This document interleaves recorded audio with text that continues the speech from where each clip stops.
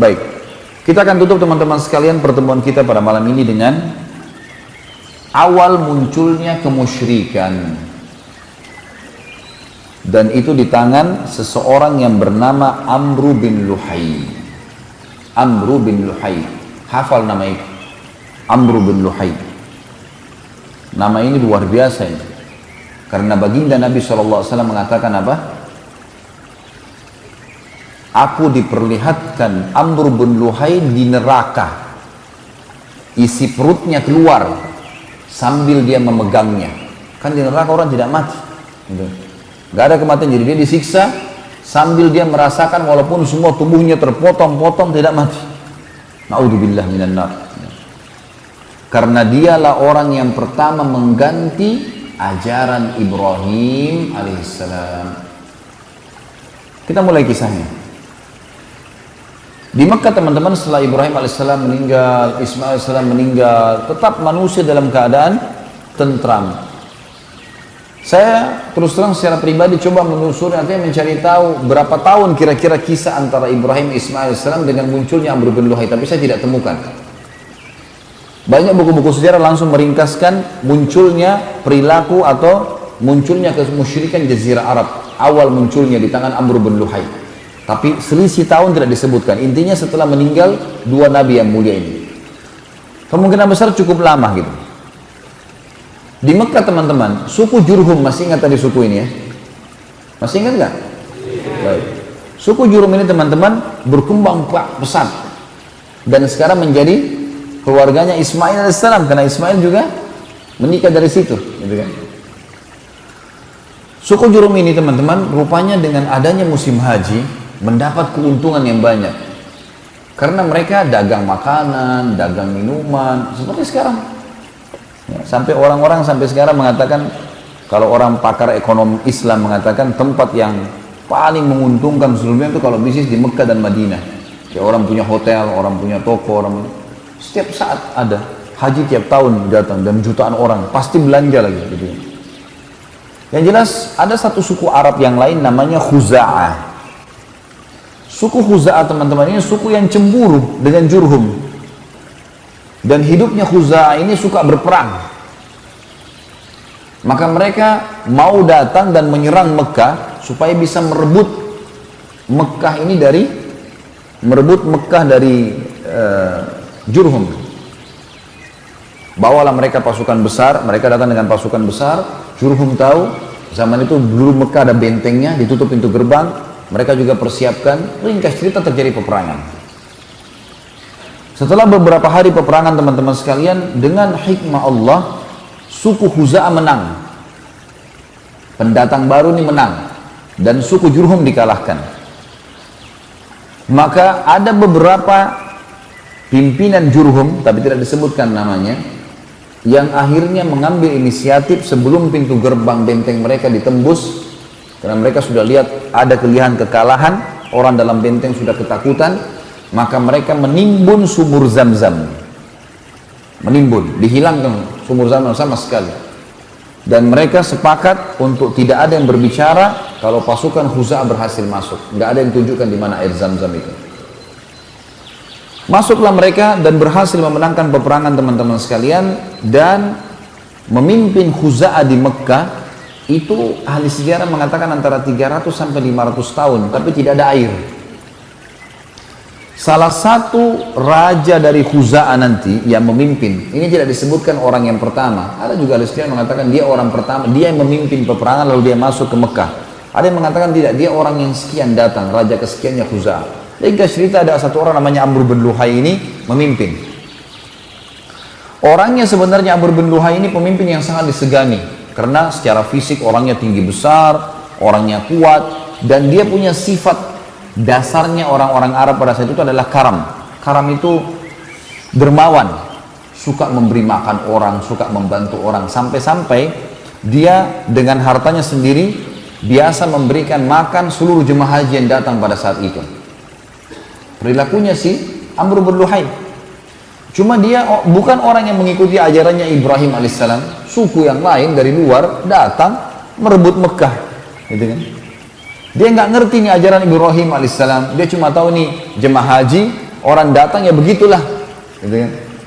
Kemudian dia menggunakan dengan sukunya kesempatan untuk berdagang juga pada saat itu.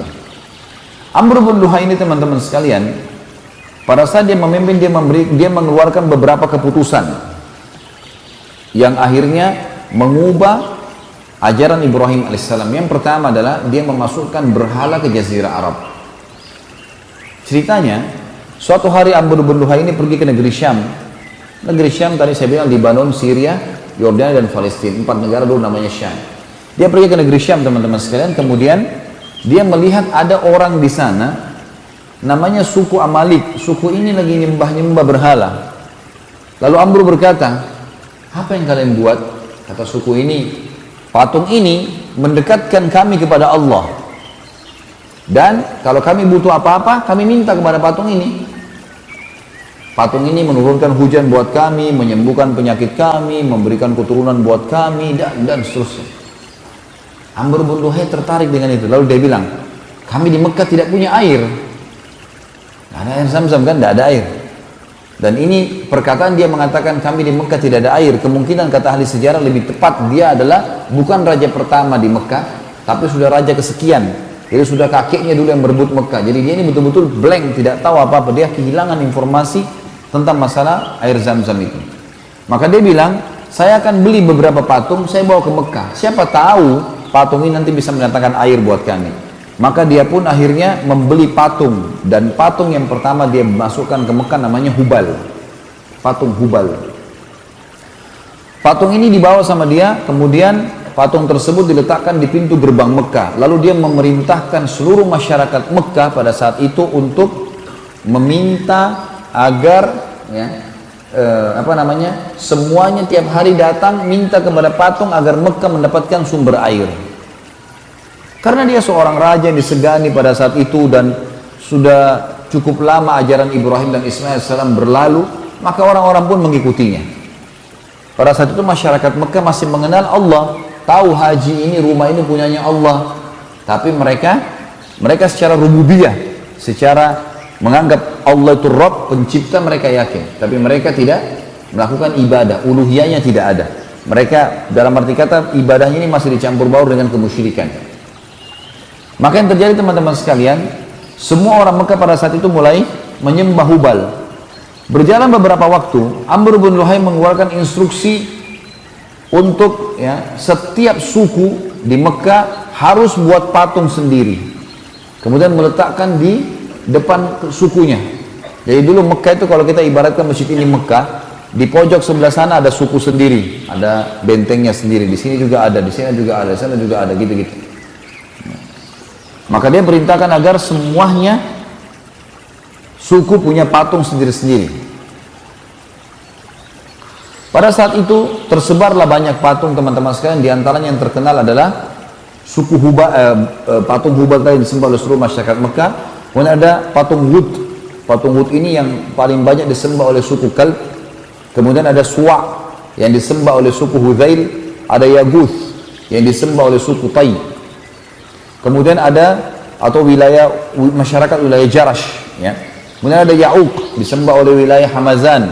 Kemudian Yathar disembah oleh penduduk negeri Yaman. Jadi awalnya di Mekah dulu nih, Hubal tadi kan, satu masyarakat Mekah. Lalu seluruh suku disuruh buat patung. Nah pada saat musim haji kan orang seluruh dunia datang. Mereka lihat orang-orang Mekah sembah patung. Jemaah hajinya terpengaruh. Kenapa kalian buat ini? Oh ini menurunkan hujan buat kami, ini menyembuhkan kami, ini begini. Orang-orang Mekah yang sebarin dari Amr bin Luhai ini. Maka jemaah haji pada ambil ide pulang, gitu kan? Kemudian Amr bin Luhai keluarkan instruksi lagi untuk semua penduduk Mekah menjadikan buat patung ini adalah sumber pendapatan. Maka jadilah hampir satu Mekah ahli buat patung. Dijual kepada jemaah haji, mereka bawa pulang ke kampungnya masing-masing. Dan ini semua patung-patung yang saya sebutkan namanya tadi, yang oleh baginda Nabi SAW semua dihancurkan di pembebasan kota Mekah. Dimulai dari Hubal yang besar di depan pintu gerbang Mekah. Dan yang paling aneh sekali adalah patung yang disuruh sembah oleh Amr bin Luhai yang dia tidak tahu kisahnya. Namanya patung Isaf dan Nailah. Isaf teman-teman nama seorang laki-laki dari Yaman. Nailah nama seorang perempuan dari Yaman. Kisahnya dalam sebuah riwayat Bukhari disebutkan, dua orang ini saling mencintai, suka sama satu sama yang lain. Kemudian mereka mau menikah. Tapi ternyata waktu si Ishaq melamar Nailah, ayahnya Nailah nggak setuju. Apa yang mereka lakukan? Zaman dulu orang kalau mau ketemu janjiannya di musim haji. Dan perjalanan musim haji jauh. Kayak mungkin kita masih tahun berapa ya, tahun 30-an, tahun 40 Masehi di Indonesia mungkin orang masih naik kapal laut. Jauh, kadang-kadang orang kalau sudah pamit haji dianggap sudah mungkin tidak kembali. Perjalanan berapa, 1 bulan naik kapal, belum pulangnya, belum tinggal di sana. Ya. Zaman dulu begitulah, kurang lebih lama lagi mereka menggunakan unta dan kuda. Ketemu di musim haji. Di musim haji, masyarakat banyak, tidak semua orang tahu. Keduanya pada saat sedang berada di depan Ka'bah dan orang-orang semua sudah istirahat malam hari, tiba-tiba berzina. Dan waktu keduanya berzina di depan Ka'bah, Allah kutuk menjadi patung. Ini terjadi waktu suku Jurhum masih berkuasa, belum masuk Khuza'ah. Apa yang terjadi teman-teman? Suku Jurhum meletakkan Isaf di Gunung Safa dan meletakkan Nailah di Gunung Marwah agar jadi pelajaran. Setiap orang sa'i, nih lihat nih, buat dosa di depan Ka'bah, ini hasilnya. Jadi orang turun-temurun tahu itu gitu kan. Waktu Amr bin Luhai masuk, dia nggak ngerti nih, ini patung apa ini, dikira memang orang Mekah sembah patung gitu. Lalu dia menyuruh patung Ishaq dan Nailah dipindahkan dekat Ka'bah dan disuruh sembah. Jadi disuruh sembah apa? Manusia yang dikutuk oleh Allah karena berzina. Tapi itu terjadi di Mekah. Umar bin Khattab radhiyallahu anhu berkata, suatu hari aku pernah, ini menggambarkan tentang buruknya keadaan mereka di sana ya. Umar bin Khattab mengatakan, aku satu waktu pernah mau keluar dari Mekah, lalu kemudian aku lupa membawa batu dari Mekah. Jadi waktu itu ada instruksi dari Amr bin Luhai turun-temurun. Amr bin Luhai jauh dari zaman Nabi SAW, jauh sebelumnya, tapi turun-temurun. Sampai di zaman Nabi SAW masih dijalankan apa yang diinstruksikan itu, turun-temurun. Di antaranya orang Mekah kalau mau keluar, mereka harus bawa patung dari Mekah, baru bisa disembah.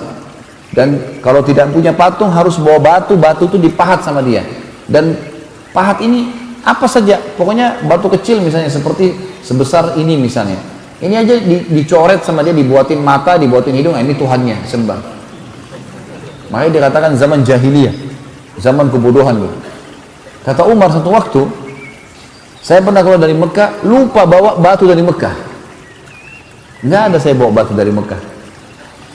Kemudian di tengah jalan, waktu saya lagi istirahat, saya ingin sembah Tuhan saya, minta keselamatan. Maka saya cari batu, nggak ada batu dari Mekah, lupa bawa. Ada banyak batu di situ depan, tapi bukan dari Mekah.